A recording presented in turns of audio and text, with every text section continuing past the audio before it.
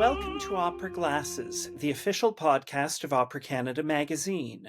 I'm Michael Jones, your host, and today it's my distinct pleasure to be speaking with Cheryl Hickman from Opera on the Avalon in St. John's, Newfoundland. I first met Cheryl virtually shortly after assuming my new role as editorial director of Opera Canada. I was meeting with people in the opera community across the country, connecting with writers and with staff at various companies, particularly companies that I knew less well. And everyone said to me that I had to meet Cheryl. So we had a wonderful hour-long conversation that was wide-ranging and interesting. Cheryl can talk. And I'm really thrilled to present her to the Opera Glasses audience. But first, some background. In the last analysis of the top 40 Canadian opera companies that was published in the fall issue of our magazine, Opera on the Avalon was ranked 12th largest based on budget size, and it was the only company east of Quebec in the top 30. It's truly an amazing accomplishment in a city of just over 100,000 people, but Cheryl is a force of nature.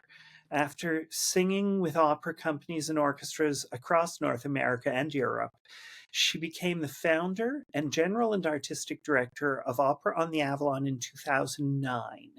She's a past chair of the Association of Opera in Canada, and just last week, she was named the new chair of the Canada Council for the Arts, a position that will begin this summer. And I'm looking forward to seeing what Cheryl's thinking about the arts outside of our largest urban centers will bring to that position. But for today, we're here to talk about Opera on the Avalon. So welcome, Cheryl. Thank you. Congratulations on your new appointment at the Canada Council, and it's great to have you with us. Thank you so much. Happy to be here. Why don't we just start by having you tell us about Opera on the Avalon. I said I didn't know very much about it when I took on the role at Opera Canada, and I'm sure a lot of our listeners are the same. So why don't you tell us how you started, how it grew, who you are today? So I think that's a perfect point. I was really frustrated by the idea that opera could only live in large urban centers, right? So, and I think that still really is the narrative. I remember there was a piece written not too long ago. There was a columnist in the National Post who made some crack about, what is even Opera on the Avalon? And I thought, how ignorant is that, right? And it really doesn't speak to how I think art and culture enriches our communities. So, and our communities across the country. So, I was born in St. John's, Newfoundland. I went away for primarily all of my schooling. I went to U of T and then Juilliard for my graduate work, and then sang as a professional artist for many years. But when my nephews were born, who are now in their early 20s, I was traveling and performing tremendously, and I really missed my family. I have a very close family unit, and I found it, as a performing singer, I think there was 1 year, I had 3 days off, right? You do these careers or you think, oh, I want to be a professional artist. And then you get in it and you think, oh, I didn't know that's what that was. Right. So there was parts that I loved. But I would say being on the road constantly, being away from my family was not really how I envisioned the rest of my life. So it got to be a little tiresome. And then I moved home. And when I was home, I was really frustrated by the lack of what I would consider, very high quality opera. We just didn't have it, right? We have a huge theater scene here, a very good musical theater scene, but we did not have a lot of classical music outside of the university. And certainly no full-scale opera. It just doesn't exist, and doesn't exist really in the Atlantic region. So myself and my friend Jen Matthews, who played piano for me, and I'm sure audiences will know Jen, we just decided to start the organization, and we met for lunch, and it was like, oh, and it started as a summer festival. It's like, let's do a summer festival, because that's what we both knew, and that was the system, right? All singers do summer festivals. And that's how it was born. And we started with a really small budget. I think the first year was $25,000, and now we're over, I think we're about 1.2 million.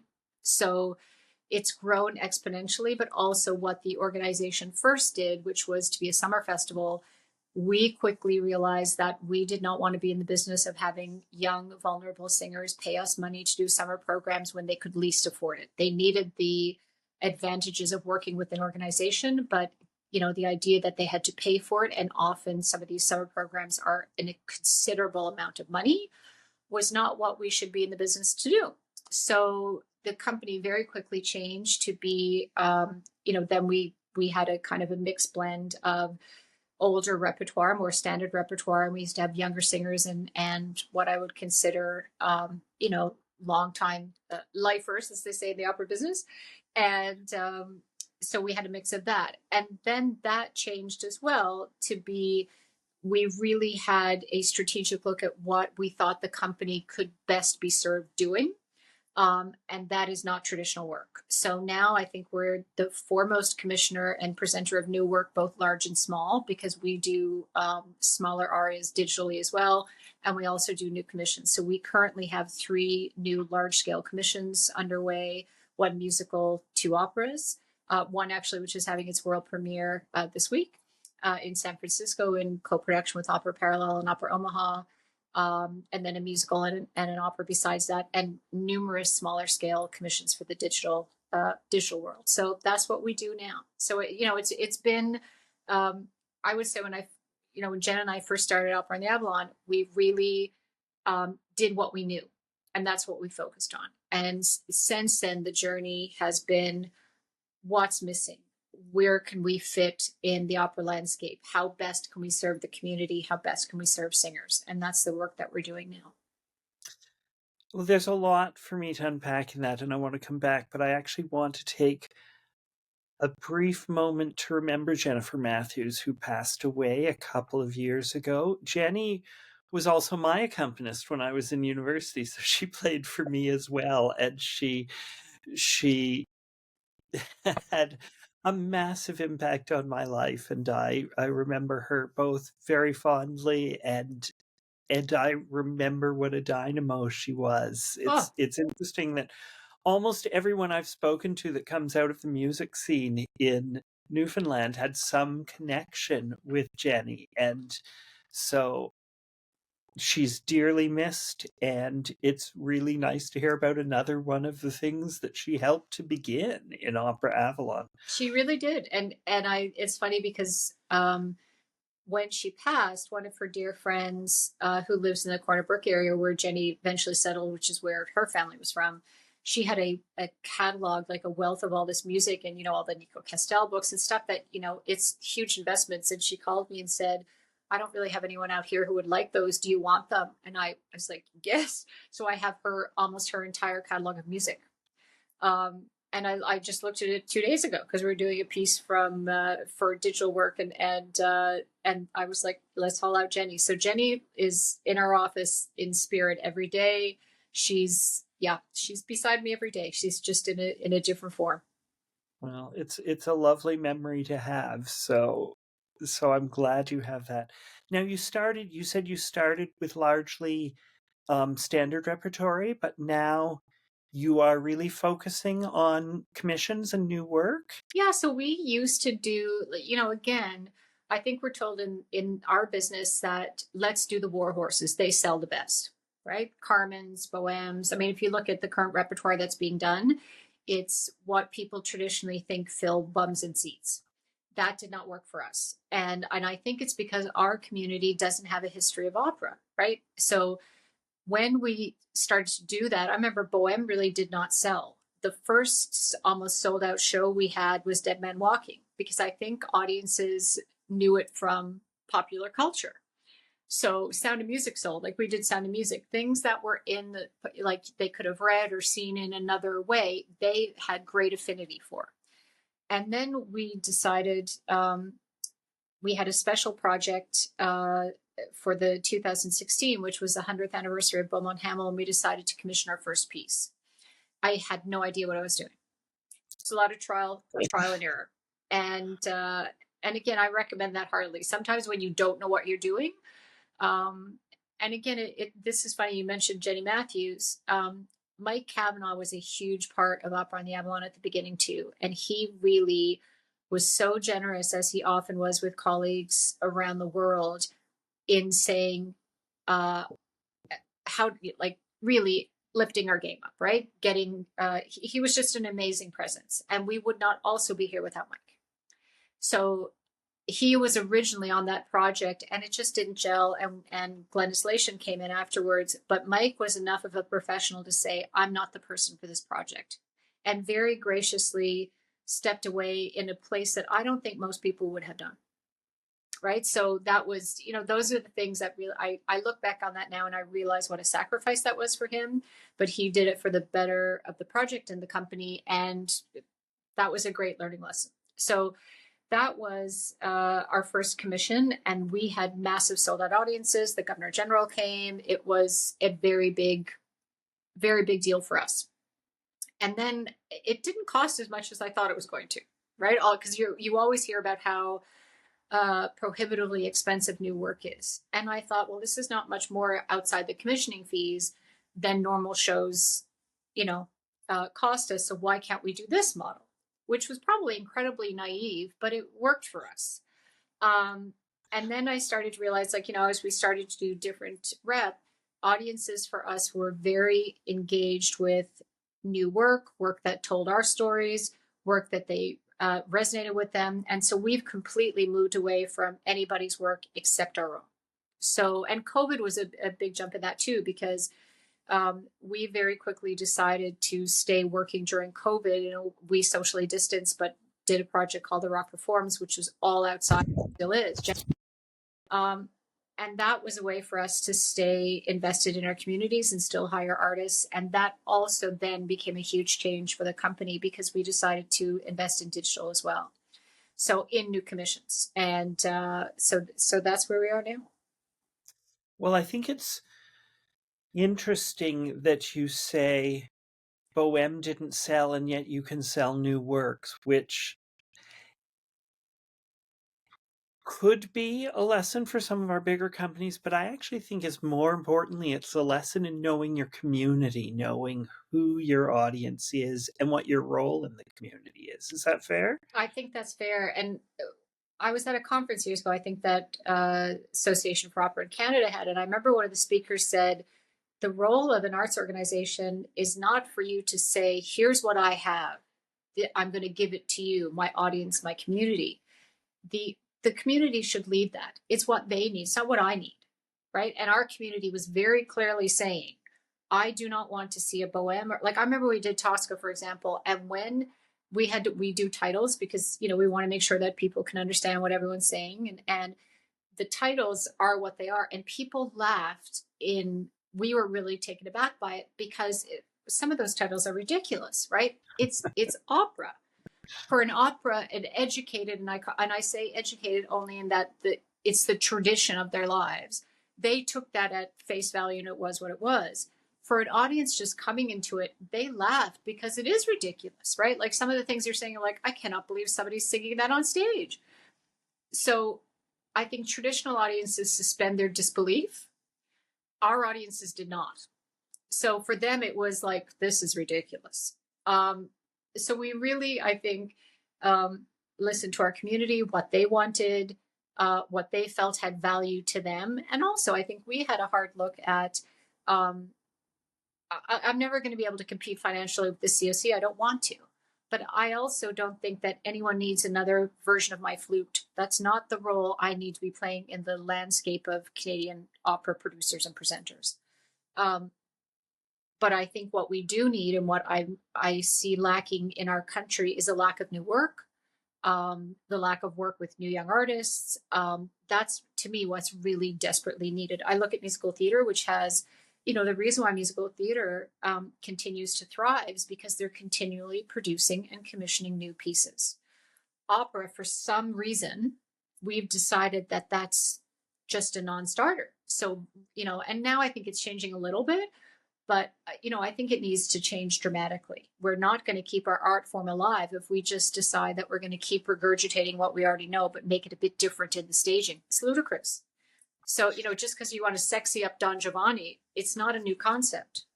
So I think this is where we need to have a broader conversation about, yes, we can rely on putting bums in seats with 95 Carmens every year, but is that what's best for the art form? And I think we have to take the audience along with insisting on new work. And it's not the fact that it's a success or not, it's just that we're trying. Well, to me, what I love about live theater is it's the collective humanity of both the people on stage and the audience, right? So it's how people react in a moment.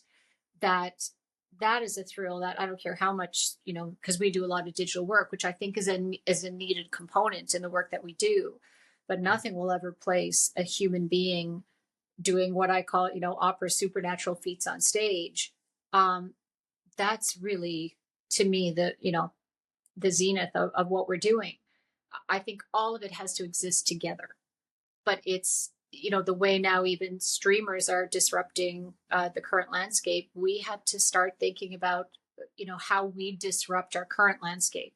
But I don't think continuing with, a 90% diet of what's put, people in the audiences, made them come to the theater before. I think we really need to have a hard look at whether in the long run, that because our numbers keep going down and down and down and down, and we have to stop that slide. Well, and I will come back to your video work because I do want to talk about that. But let's talk. You have a co-commission that's opening this week in San Francisco. The Pigeon Keeper. It's the composer's David Hanlon with a libretto by Stephanie Fleshman. Yep. And it opens this week at Opera Parallel in San Francisco. I want to talk about the piece, but then I also want to talk a little bit about the co-commission model and why that's working for you. But let's first talk about, you say you do pieces that will appeal to your audience. We tell our stories. So tell me what drew you to The Pigeon Keeper as a story. So I think we're living in really difficult times, right? And The Pigeon Keeper is a story about othering other people. And it's a story about immigration and, a stranger who, like all of the things that we're currently dealing with, right? And how we've decided that some people are deserving of good lives and others are not, depending on where they were born. So The Pigeon Keeper is really about what we decide as a community when we welcome others into it, and to me, being a Canadian, because we're having our own discussion right now about what it is to be a Canadian, that, we are a country built on the idea of multiculturalism, that we are made better by diversity. We're a stronger community by how diverse it is. And I firmly believe that. And The Pigeon Keeper is at its heart a story about that. It also has a children's chorus in it, which I love. It's only a small cast, 3 performers.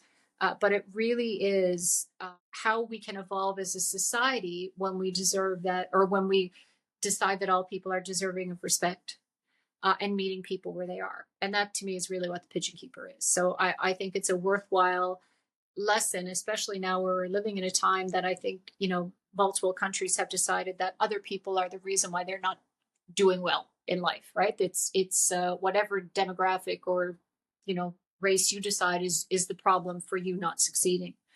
And I think we have to push back against that. And I think how we do that is through art and through culture and through having those discussions and showing it on stage. So that's why we were really, I think when I first looked at the libretto and the score, it struck a chord in me, especially now where we're living in such divisive, hate-filled times, that the only way I can push back against that is to invest and create art that firmly says, I do not believe that is the case.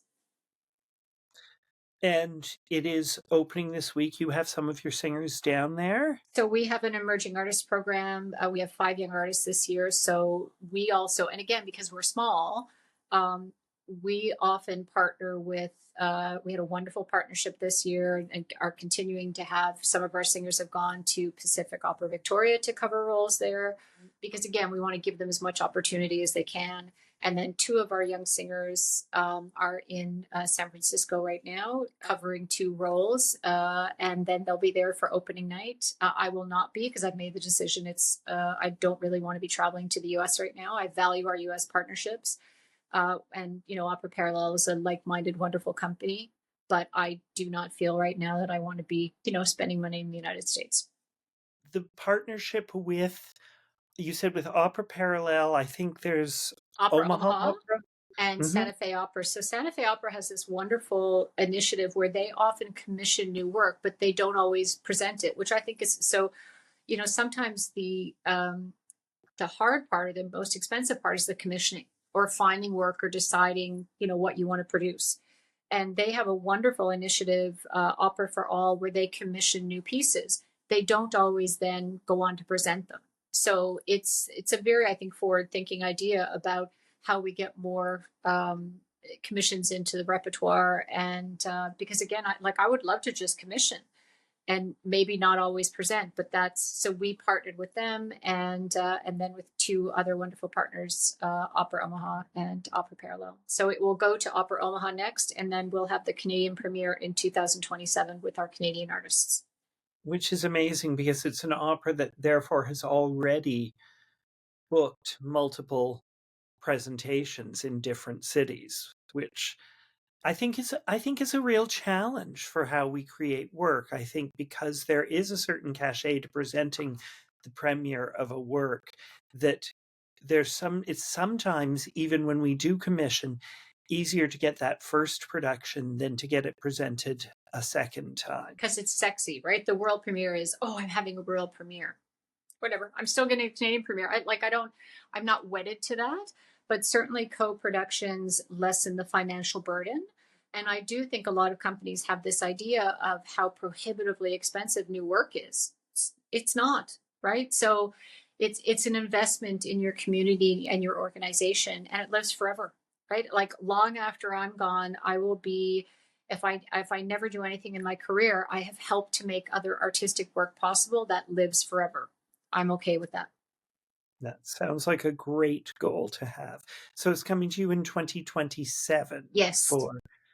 And plans before then with Opera on the Avalon? So now we're on stage. We're going to come to your video stuff in a second. So right now we're doing, we have last year we had a huge project about Newfoundland joining Confederation, which we called 75 on 75, which was a massive digital project.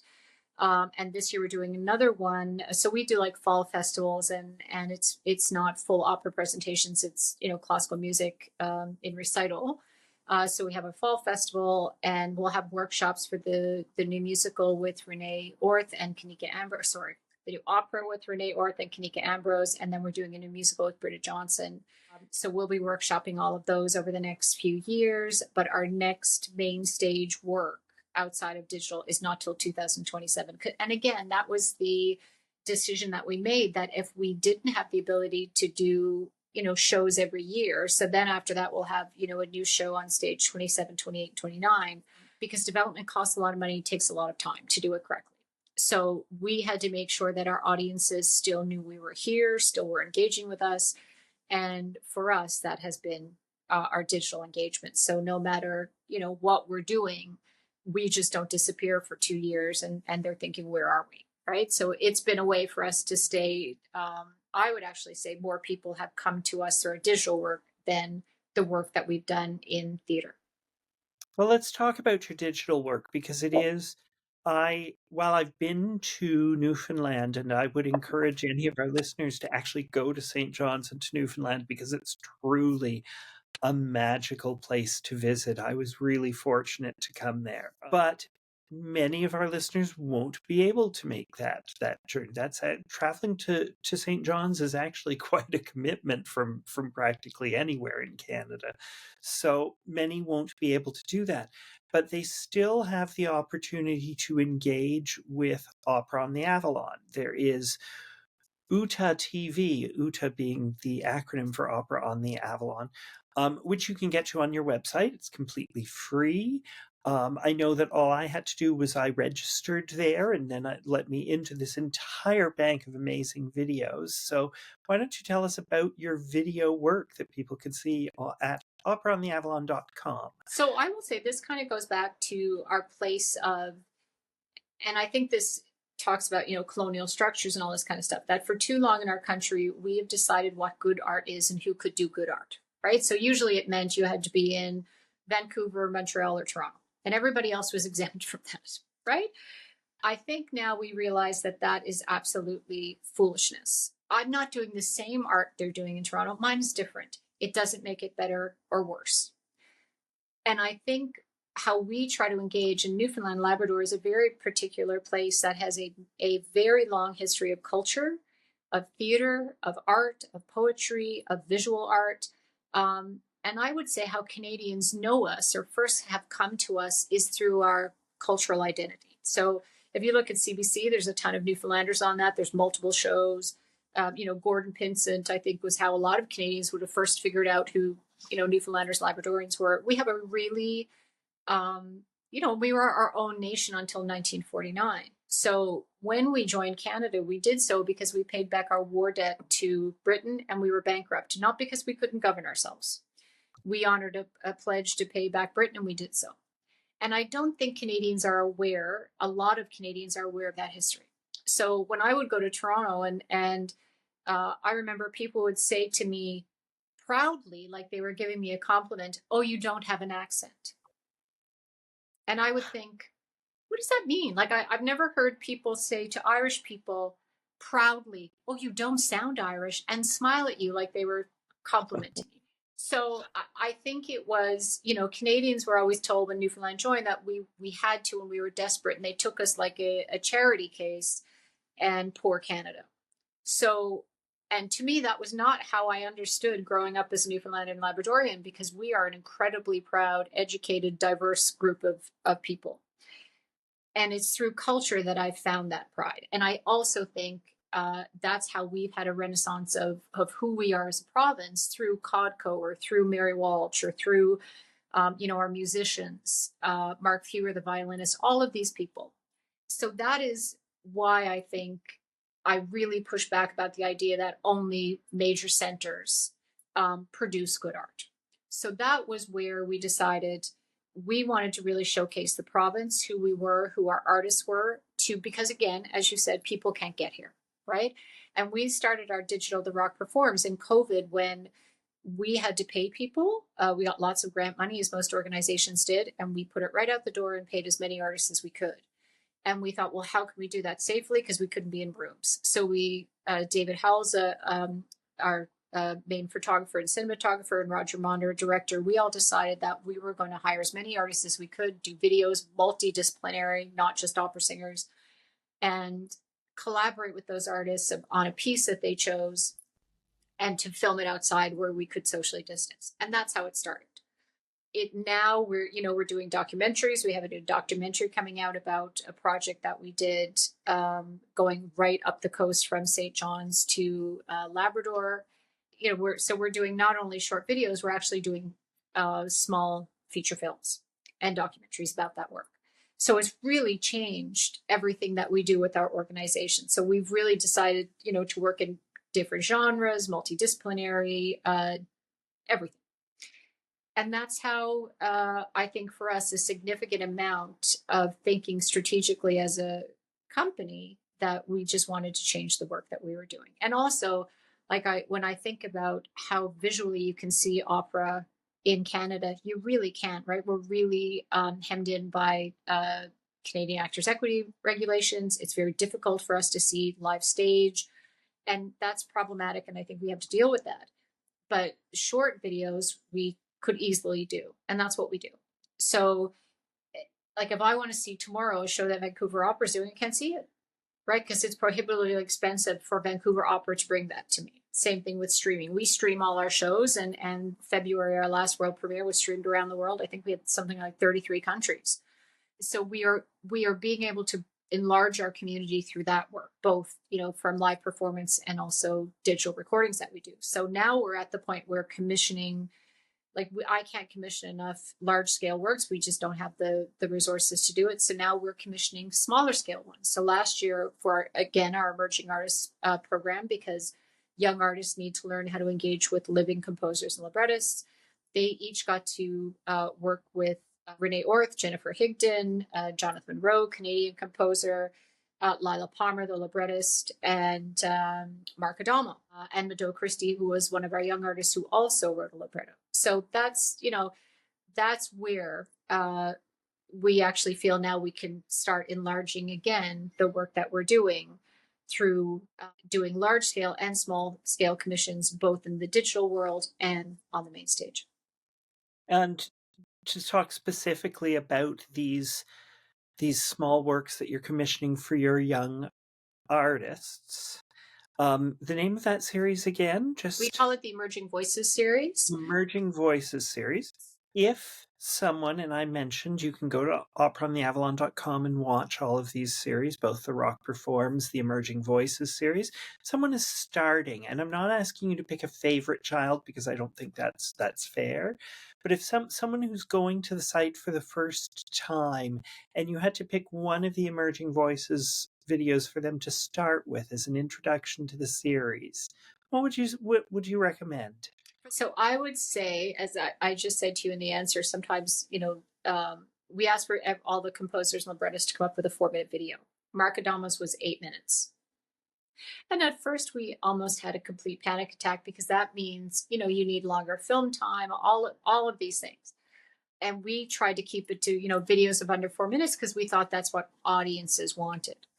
And anyway, we thought that, so Mark said I could cut it. And we thought, no, because that's, he said that's what the piece was. That's what we went with. It was a huge joy. So for us, that was, again, a lesson in the piece dictates what the piece is going to be. And it's no need for me to stand in the creative way of that.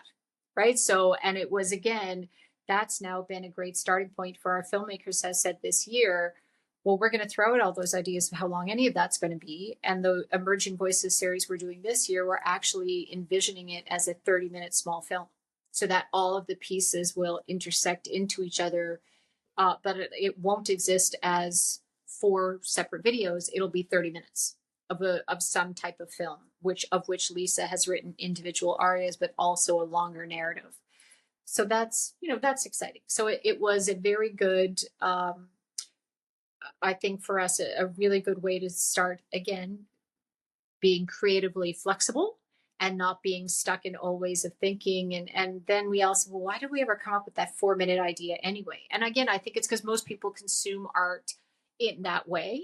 But also, if you look at people are consuming TikToks in 30 seconds. I'm not doing 30-second, forget it. If you cannot do the discipline of sitting down and watching a video, I'm not yours, right?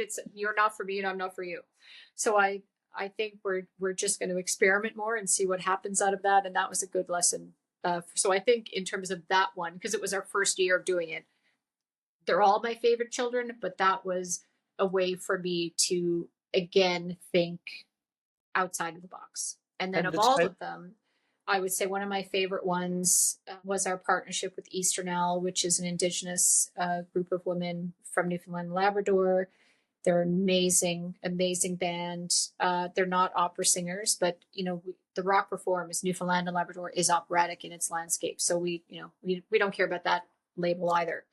And they wrote a beautiful song called Henrietta about a woman in Newfoundland, Labrador who is still missing, who was, murdered, and they've never found her. And all the proceeds of the video, we encourage people to donate to the Foundation for Murdered and Missing Indigenous Women. And that video is now part of a traveling exhibition with the Winnipeg Museum of Human Rights, and it's going into the United States. And so, these are also the things that it doesn't occur to us when we start these projects of where they could end up. And I remember when the museum called us about this partnership, life is funny, right? I thought if you could ever have told me that a video we would be doing for a small COVID project would end up there, I would not have thought that. And that's how you can have an effect in your community. You just spoke briefly about donations. When COVID first struck and many performing arts companies moved to virtual and online offerings, one of the big questions was, how do you monetize it? Yep. And I talked about the fact that all of this material is available through your website for free. How do you monetize it, Cheryl? Do you monetize I don't think everything needs to be thought of in the lens for us about how much money can I make on that? Because that's not what I'm doing as an artist, right? Don't get me wrong. I want to balance my books. And we always start with, I don't spend money I don't have. And I think we've been successful and never run the only time I think we've ever in 16 years run a deficit was in COVID when we decided to pay every artist. And that was a decision our board made that morally we had to do that. So we ran a deficit. I was happy to do it because it meant people ate and could, pay their rent for the year.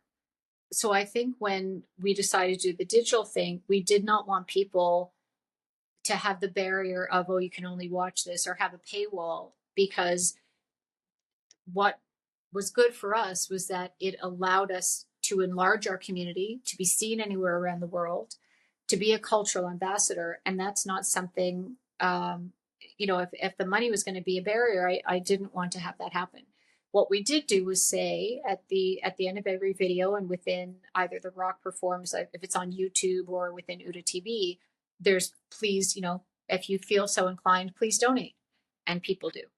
So that's been, and depending on the video, it varies. And that's been wonderful for us. So it's been a different way of monetizing it, so to speak. And then, some people they want to watch the video, but they really can't afford it. That's okay too. Right. And the ones who do can. So, but I also think it's helped our work with our foundations, and they see the work that we're doing. And we've had a huge jump. I think we're over 500% in our foundational donations, because they see the work that we're doing in terms of, inclusion and making our work diverse and reaching out to as many communities as possible. And they're supporting that as well. I think that there's some really valuable lessons there. I'm conscious of the time. I'm conscious of your time. So I want to end today with some really, really a sort of speed round question. So just the first answer that comes to your mind and a few answers. So you're relaxing. It's the end of the day. You're sitting in your space at home. You're in your comfortable clothes, whatever. I won't ask what you're wearing. I call them soft clothes. They're back. You're in your soft clothes. I'm in my soft clothes. Yep. Where are you sitting in your house? When at that time, my living room. I have usually my living room. Windows? 2 windows, but what I usually do when I come home is I check Instagram, because I love Instagram just for like pretty things. I hate Facebook or any of that, Twitter, God forbid. I usually check that, and then I'm a huge needle pointer, which I know is like I love crochet, I love needlepoint, I love painting, I love puzzles. So then I usually read, check Instagram, or I do needlepoint, or I watch some stupid comedy with somebody like Will Ferrell, which makes me veer, or a Dateline. Anyone who's getting murdered, I'm up for that too. Okay. And what are you eating and drinking as you relax? Oh God, I know it's terrible, but I love real Coke. I'm not a drinker, but real Coke I do love. And I don't know if you have them in the rest of Canada, but I love Humpty Dumpty cheesies, which are the soft ones. They're delicious. So that's my junk. Oh, and there's a wonderful bakery here that does gelato ice cream place, and they have one called Pride Cake, which is so good. And I don't know what it is. It's like every color of the rainbow cake. It's pretty good. Well, if it's the summer, it's Pride Cake. If it's the winter, it's a cheesy. Okay, well that's good to know. I like keeping my ice cream diverse. There you go. Well, thank you so much for joining us today. I'm sure that our listeners are enjoying this just as much as I have. It is a pleasure to talk to you, Cheryl.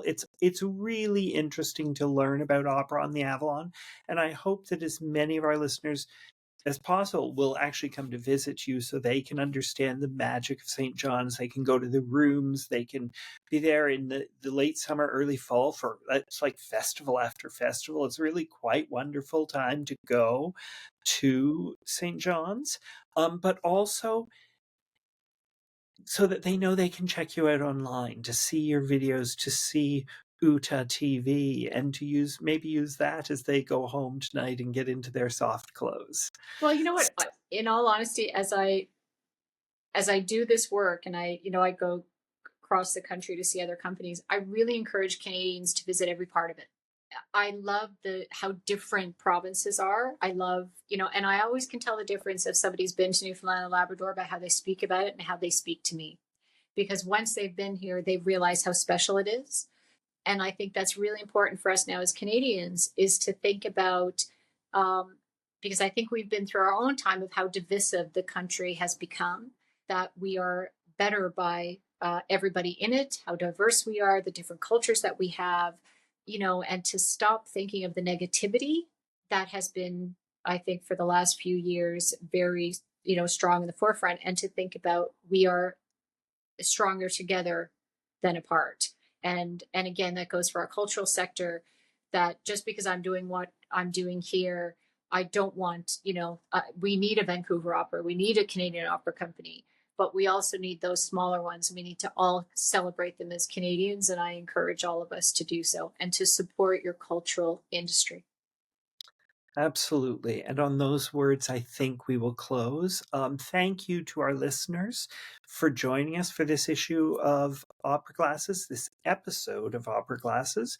I am your host, Michael Jones. I've been chatting with Cheryl Hickman, and we are pleased to bring this to you from Opera Canada magazine, and we hope that you will join us for the next episode. Thanks for listening.